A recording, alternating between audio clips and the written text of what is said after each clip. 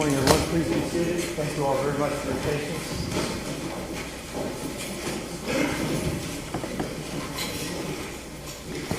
Good morning to all of you.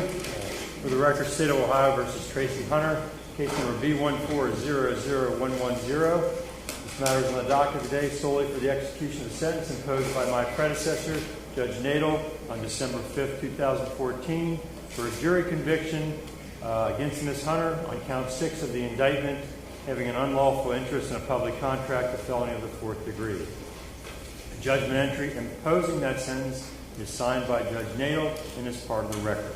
Mr. Singleton, Ms. Branch, you represent Ms. Hunter, is that correct? That's correct, Your Honor. Good morning. Yes, Your Honor. Thank you. And Mr. Crosswell, you're here on behalf of the state, is that correct? I am, Your Honor. All right, thank you. Thank you all for being here. I will point out, as most people here know, this is not a sentencing hearing. It is not a resentencing hearing. The sentence has already been imposed by Judge Nadel on December 5th, 2014. My job is solely to follow the law, abide by the rule of law, and execute the imposed sentence. But before we get to that, there are two things. First of all, I have in my hand a letter, which I've not shared with counsel because obviously everything needs to be on the record. It was hand-delivered to me moments ago from the Hamilton County Prosecutor, Joe Dieters. I will read it for the record.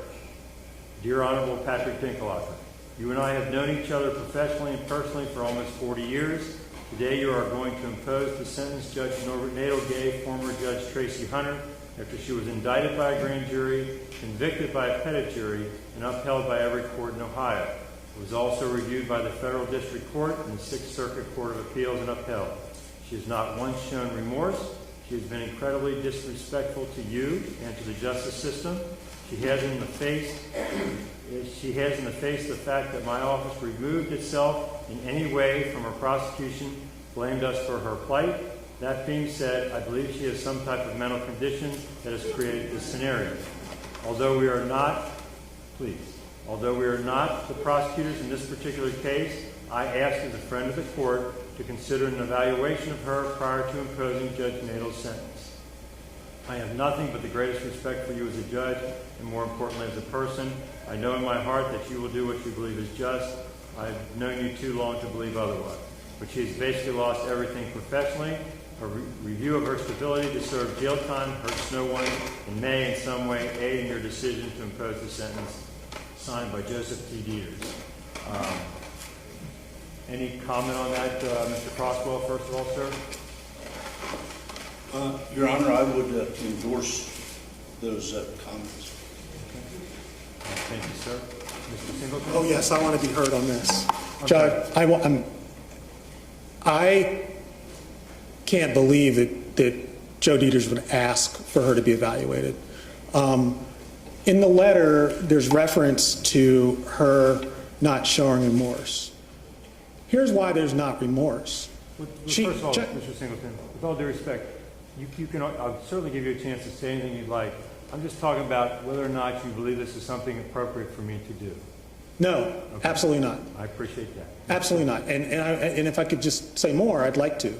The reason I say absolutely not is, first of all, both Jennifer Branch and I have worked very closely with Judge Hunter. There is no issue whatsoever, not in the slightest, about her not being competent or understanding what's going on.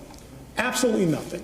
She has been very helpful to us as we have litigated her case up to the Ohio Supreme Court and in federal habeas. So that's number one.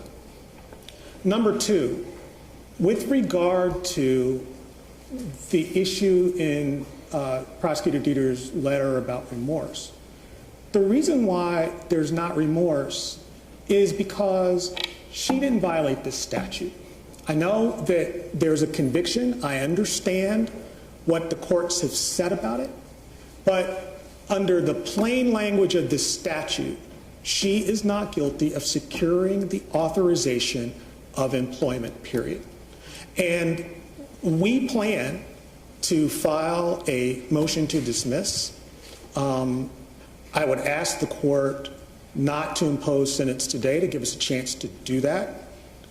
I would ask alternatively that the court not impose or execute the sentence today, because we are still on appeal of the habeas denial in federal court.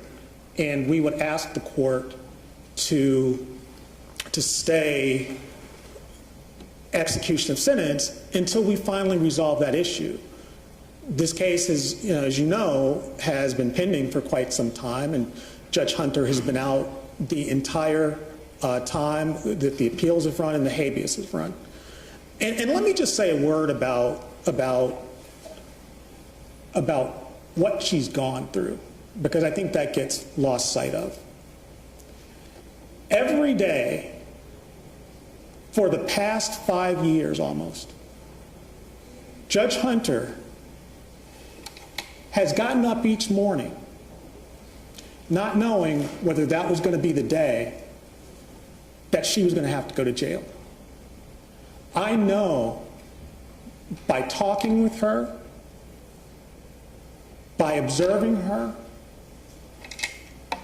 the impact that that has had on her life. We believe it would be profoundly unjust and unfair and a waste of taxpayer dollars to incarcerate her for 1 minute in the jail. We believe it would be profoundly unfair and unjust and a waste of taxpayer resources to put her on probation. What we'd ask the court to do is just end this today. End this today. But not incarcerate her, particularly given that we're going to be filing this motion to dismiss. We would ask the court for a continuance for us to be able to address that.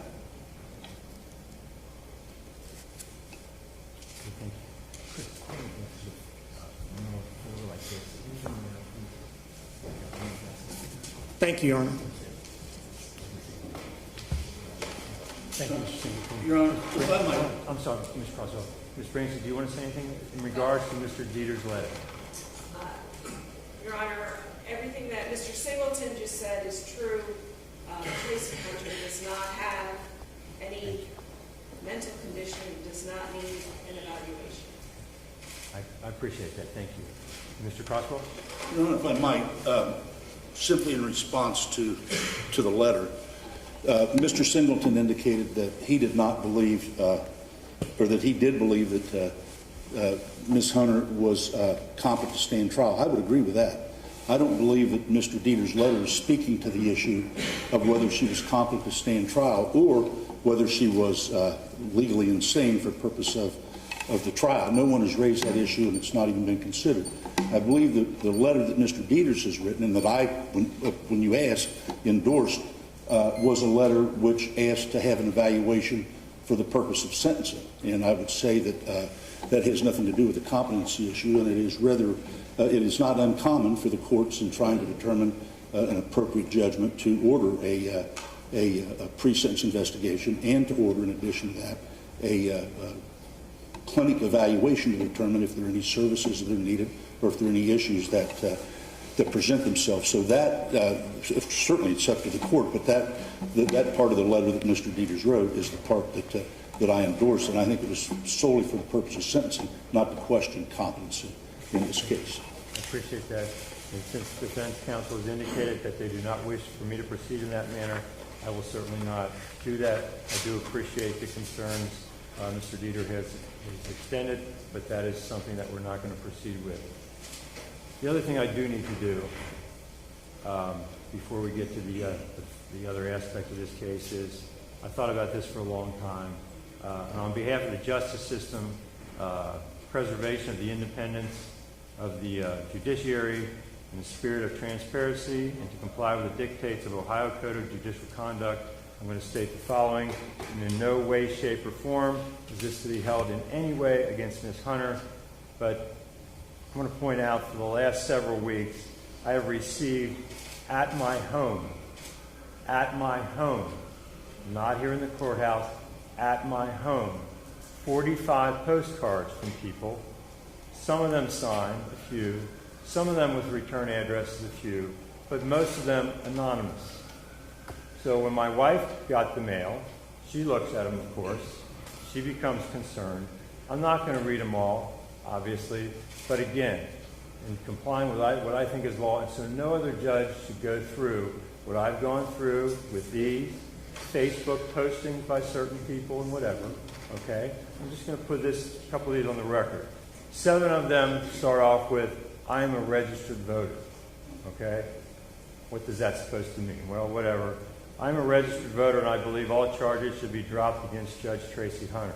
I'm a registered voter who stands and support Judge Tracy Hunter. Drop all charges against Ms. Hunter and exonerate her now. Dear Judge Dinklager, please exonerate Judge Hunter of the charge she was falsely accused of. I'm a registered voter in Hamilton County. Judge Dinklager, exonerate Judge Hunter now. Drop all charges, restore her good name. I am a taxpayer and a registered voter. I'm a registered voter. Please let Tracy Hunter. She is innocent of all charges. As a concerned citizen and a registered voter, I urge you to exonerate Judge Tracy Hunter now. I'm a registered voter in Ohio, and I'm asking that you release Tracy Hunter of all charges. Exonerate Judge Tracy Hunter now.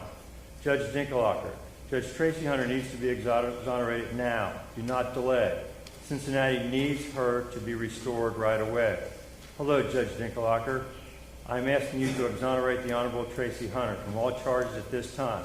If you're not able to see that she has suffered enough, I don't understand the reasoning for the time that this issue is taken. You are crucify her for making laws fair for all. Exonerate Honorable Judge Tracy Hunter. Free Judge Tracy Hunter. Would you like to be the judge that goes down in history trying to destroy someone who is doing the right thing, who is elected to serve public, especially juvenile court? Exonerate now. In the midst of this turmoil due to the injustice towards Judge Hunter, it is hoped that you who are so determined to jail her to exonerate this lady. The city is going to change according to the jail outcome. Dear sir, I do not know your religious preference, but just as the good Lord gave you a favor and spared your life as well as keeping you from incarceration when you killed that African-American woman on Central Parkway, thank you very much, please do something with Judge Hunter. You are a fraud. Thank you for your time. Hamilton County taxpayer. Judge Dinklager, we demand you drop the charges of Judge Tracy Hunter. Do it now. Exonerate Judge Tracy Hunter now. Economic boycott of Cincinnati until Judge Hunter is exonerated now. Judge Dinklager, bring back justice for Judge Tracy Hunter. Black judges matter. She made an important difference for our children. Exonerate her now. Dear Honorable Dinklager, remember you killed someone and your privilege got you off. No, I do. This came to my house, okay? See, well, you could make things right by taking your foot off the neck of former Judge Hunter, a holy woman. They are bogus claims, a bogus charge for which he is convicted. How is it you get 0 jail time, no consequence for killing someone, and Pastor Hunter loses her good name and does jail time? God bless America, Hamilton County taxpayer. And the last one I'll read. Honorable Judge Dinklager, boy, that is used. Perhaps do one good thing before you meet the Maker in the sky. Since you are a killer, maybe doing something right for points will help your eternal judgment. Exonerate Pastor Hunter and former Judge Tracy Hunter. I know you will not, but you will not be able to tell your white Jesus that you were not asked. Sincerely, Cincinnati taxpayer.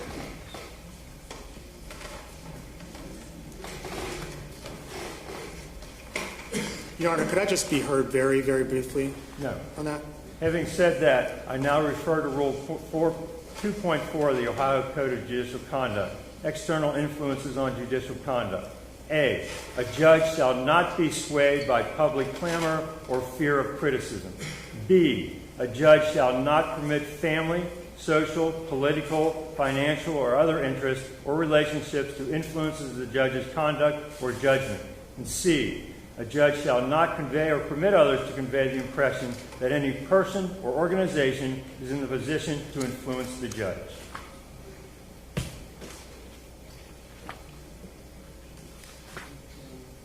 Having said that, I say to the organizer that did that, and obviously it's organized because these will be made for public record. Every one of them has a label addressed to Judge Dinkelhocker at my house. The stamps are all the same. So somebody organized that for whatever reason. But I just hope no judge ever has to go through that, but be that as it may. We'll move on. I will point out that I will say to the organizer and some of the people that wrote those postcards, I don't think some of them were very Christian, but that's the way it goes. I will say to them, though, if the attempt was to intimidate me in any way, that has flat out failed. Okay? I will never, ever, ever bow to that type of pressure, veiled threats, vicious comments, lies about me, or anything else.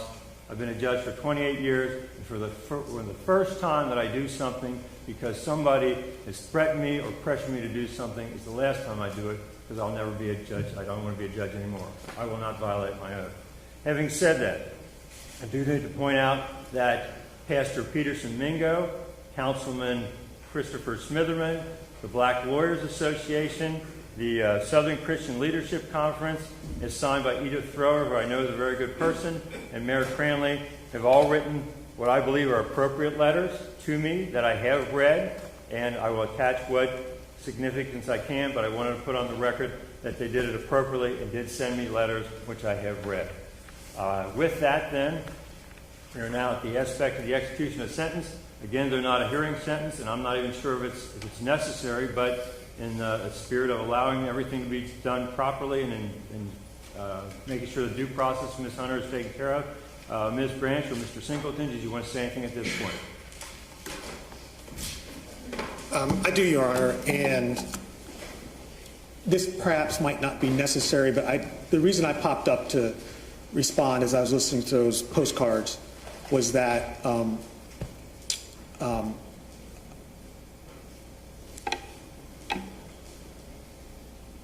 I'm sorry that you had that happen at your home. It's fine. It's fine. Tracy Hunter did not send those postcards, and I think when you said the organizer of it, you probably made the point I was going to make, which is that this case has been followed.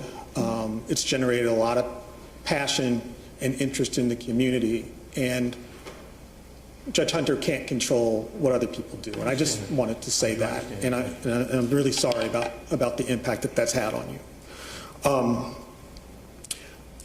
I don't want to repeat too much of what I said before, but let me say this on execution of sentence. We've asked for the time to file our motion to dismiss or to stay, which we would hope you would do. If you're not going to do that, then what we're asking you to do is not send her to jail and not put her on probation. Yes, this sentence was imposed by Judge Nadel, and you said earlier that your job today is to follow the law and execute the sentence. But that sentence is not just. Our belief, and we'll continue to litigate this, and I realize that you're not in a position to agree with us on any of this, is that the conviction is unjust. But 6 months in the jail for a felony for someone who has never been in trouble before, and someone who has been a positive and is still a positive impact, has a positive impact on our community, that's not just. And I would ask you, Judge Dinkelhocker, to rise above, and not to suggest that you're not rising above, but I know some folks have personally said things in those postcards that offended you. I would ask you to turn the other cheek on that, not tar Tracy Hunter with it, and also do what's just today. I don't think there are too many people who, in this community, and including Joe Dieters. I mean, the letter was not saying send her to jail for 6 months. The letter was saying something else that we happen to disagree with. But I don't think there are too many people in this community, on both sides of the aisle, in prosecutor offices, in defense lawyers' offices, people on the street, who believe that this sentence is right, putting aside whether the conviction is right, which we contend it's not. So I would ask you, on behalf of Tracy Hunter, to end this today for her. She has had, as a result of this case, she's lost everything almost. There's something that's important that she has held on to, but she's lost a lot. She lost her job as a judge, her law license, her ability to earn an income. She's lost peace of mind. As I said, not knowing when that day was going to come that she'd have to go to jail. That's a lot for one person to have on her shoulders. She's held on, though, to her character. And she has continued to serve the community through her pastoring, her church, ministering to her flock. She has an elderly mother who needs her. I would ask you to take that into consideration as you think about what is just here today. And so my request to you, Judge Dinkelhocker, is not to execute the sentence that was imposed. Give us time to file our motion to dismiss. But in any event, please don't add to Tracy Hunter's burden, the burden that she's carried for these past 5 years. Thank you for listening. Thank you very much, Mr. Singleton. Ms. Branson, do you want to say anything more? Nothing additional, Judge. Thank you very much. Mr. Crosswell, anything, sir? Your Honor, I came here today with the intention of saying nothing. But frankly, based upon the arguments that have been made, I think I would be negligent in my duty and obligation to the state and, frankly, to the court to not make the point that there are certain things that, as you know, I've never prosecuted a case before. I have practiced criminal law for 45 years, and there's certain lessons, I believe, that I've learned in the practice of law. And one is that if you represent someone who is convicted, it is important that the person who's convicted show genuine remorse. And that's something that is traditionally taken into account by courts when they sentence. And frankly, Mr. Singleton is honest when he tells you that Tracy Hunter's unrepentant. She has no remorse for anything that has occurred here. And frankly, she continues to lash out. And I do find it somewhat ironic that it's said that Tracy Hunter knows nothing about the cards that were sent to you, yet she is the very person who made those allegations to you, to your face, in a court hearing some time ago. And I would say that very few things have ever affected me in court. And when she started on that rant,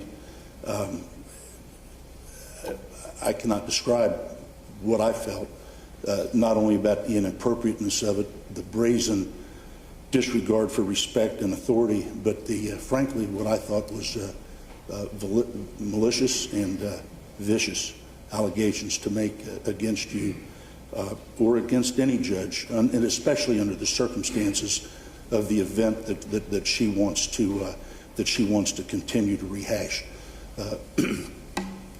Your Honor, it's ironic also that when Mr. Dieters wrote the letter asking you to at least order a mental health evaluation, and I endorsed it. I said, well, that's fine with me. It's somewhat ironic that the person who said that they did not want the mental health evaluation was Tracy Hunter herself.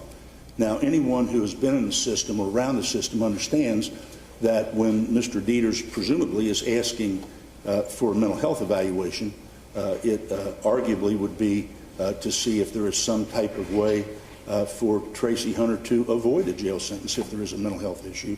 Yet she is the one who stands here before you today and says that she doesn't want that either. In other words, what she wants is to control the facts. What she wants to do is write the law, and what she wants to do is play by her own set of rules right up until today. I mean, right up until this very moment. And that's the very attitude and the very conduct that put her in the predicament that she's in, and frankly has caused all this pain to her and caused all this turmoil to the community. That said, the case, correctly as has been said, has been tried. A jury has convicted her. It's been through the First District Court of Appeals. It's been through the Federal District Court, and the convictions have been affirmed at all times. She stands convicted. There is a sentence which was imposed by Judge Nadel, and I think it's time to impose a sentence. Mr. Crosswell. Mr. Singleton, Ms. Branch, if Ms. Hunter would like to say something, obviously she's more than welcome to say something at this point. It's up to you all.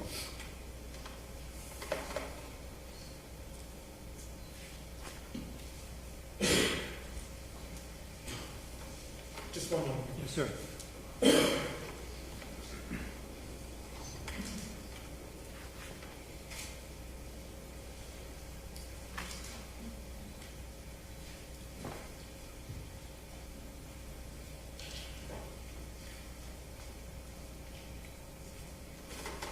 Nothing further. All right, thank you. I intend in performing my duties as a judge and to assure complete and full due process has been afforded to Ms. Hunter, as it is to every defendant in this courtroom. I have reviewed the entire file, including the federal aspect and the pertinent law, and just a real quick review so there's a full understanding of where we are and how we got here. This obviously was an investigation of things that allegedly were done improperly by Ms. Hunter in juvenile court. A special prosecutor was appointed by the Common Pleas Court. They did an investigation. Matters were submitted to the grand jury. The grand jury returned a multi-count indictment. There was a jury trial conducted by Judge Nadel. 12 jurors, 12 peers of Ms. Hunter, found her guilty of one count of having an unlawful interest in a public contract, which was signed by all 12 jurors. The sentence was imposed by Judge Nadel on December 5th, 2014. He imposed that sentence, Judge Nadel ordered Ms. Hunter to come to the Justice Center on the 29th of December 2014 to begin the sentence. That was stayed by our First District Court of Appeals. On January 15, 2016, in a 3-0 decision, the First District Court of Appeals affirmed the trial court, found that Ms. Hunter had received a fair trial. The Ohio Supreme Court, in an entry dated May 18, 2016, and I quote, declines to accept jurisdiction pursuant to Supreme Court Practice Rule 7.08b4. In other words, there was not enough there for the Ohio Supreme Court to even review the case. They didn't take it in. They lifted their stay. They said, go ahead, court, proceed with the execution of the sentence. The defendant then appealed, filed a habeas corpus in the federal court. Judge Black then stayed the execution of the sentence. After that, Federal Magistrate Judge Karen Likovitz reviewed the case. On May 9, 2017, she submitted a report and recommendation to Judge Black recommending that Hunter's petition for writ of habeas corpus be denied with prejudice. The defendant objected to that report, and on May 29, 2019, 2 years later, Judge Timothy S. Black, the United States District Judge, issued a decision. I think it is appropriate at this point to just, I've read it, to share for the record a couple things. On page 2, and I quote, early in these proceedings, Hunter's attorney stated, quote, regardless of whether this federal court ultimately agrees with Judge Hunter on the merits of her claims, this case presents an opportunity for the federal court to restore lost confidence in the justice system by giving Judge Hunter a fair opportunity to be heard in federal court, a venue that the community trusts as being above local politics before she is put in jail. Judge Black then says this federal court now discharges that duty with this decision. He goes on further on page 22 to say, the last paragraph, nevertheless, in summary as to this objection, the evidence at trial that Hunter had delivered to her brother documents to which he was not entitled for the purpose of protecting his employment as a juvenile correction officer at the Hamilton County Youth Center, as well as the testimony regarding Hunter's additional conduct intervening on her brother's behalf, and I quote, strongly supports the jury's verdict that Hunter was guilty of having an unlawful interest in a public contract. That's the federal judge saying this. The federal judge goes on further to say this strong evidence, I quote, strong evidence supporting the jury's verdict on count 6 undermines petitioner's claim that the verdict was a result of the inflammatory and prejudicial effect of remarks made by the special prosecutor during closing argument. On page 25, the federal judge, Judge Black, then says, conclusion, number 1, the report and recommendation is adopted in its entirety. That is Magistrate Likovitz. Number 2, petitioner's objections and respondent's objections are overruled. Skip 3, 4, petitioner's petition for writ of habeas corpus pursuant to 28 U.S.C. section 2254 is denied with prejudice and dismissed. Goes on in paragraph 7, the court's prior order granting petitioner's emergency motion for stay of execution of sentence is hereby set aside and vacated. And 8, the court shall enter judgment accordingly, whereupon this case is terminated on the docket of this court, that is the federal court. After that, because she's represented by very, very good lawyers, the lawyers then went to the Sixth Circuit Court of Appeals, where they filed for a writ of habeas corpus. I'll just read part of on the last page in their order, which was dated July 18, 2019, and I quote, Hunter has not demonstrated she is likely to succeed on the merits of her claim that she was denied a constitutionally fair trial as a result of the improper remarks by the prosecutor.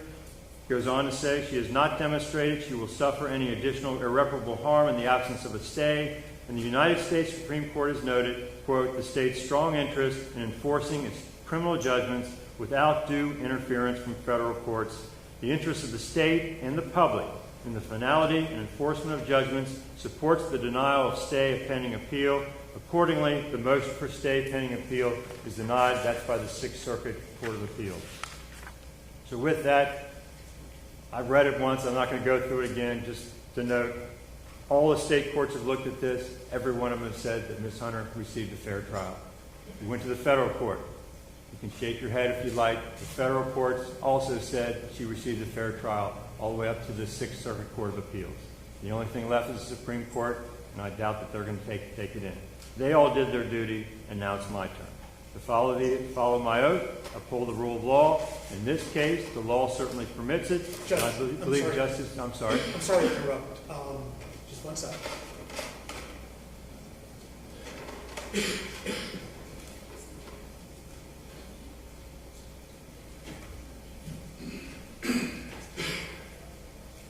I'm sorry. That's not fine.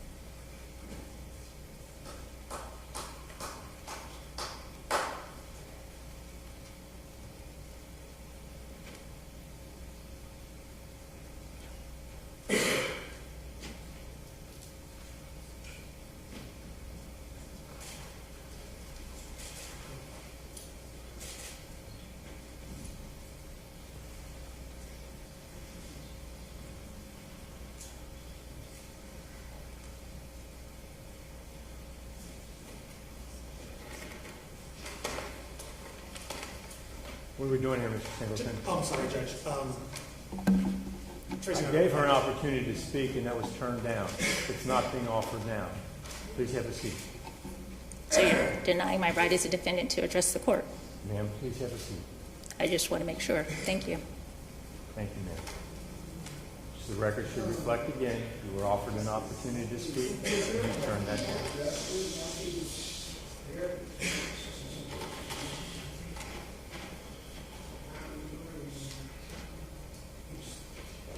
Please, everybody's been great. I appreciate that. It is a court of law. Thank you for that. And, as you all heard, she was offered an opportunity and turned that down. So, with that, in this case, I believe the law permits the execution of the sentence, and I know justice gets thrown around a lot, but I think justice demands in this particular case. So the court, Ms. Hunter, orders the execution of the sentence imposed on December 5th, 2014 by Judge Nadel. That is as follows: 1 year community control, that's non-reporting. Since you will be on community control, I will advise you, as I'm required to by law, that if you violate any of the conditions of the community control, come back in front of me. I will sentence you to 18 months, the Ohio Department of Corrections. It is a felony of the 4th degree. The conditions of the community control are real simple, as indicated in the judgment entry by Judge Nadel. Number 1, you pay the cost of these proceedings. Number 2, you are to do not violate any laws. Number 3, you are to do 6 months in the Hamilton County Justice Center, credit 1 day. Mr. or Ms. Deputies can take her away.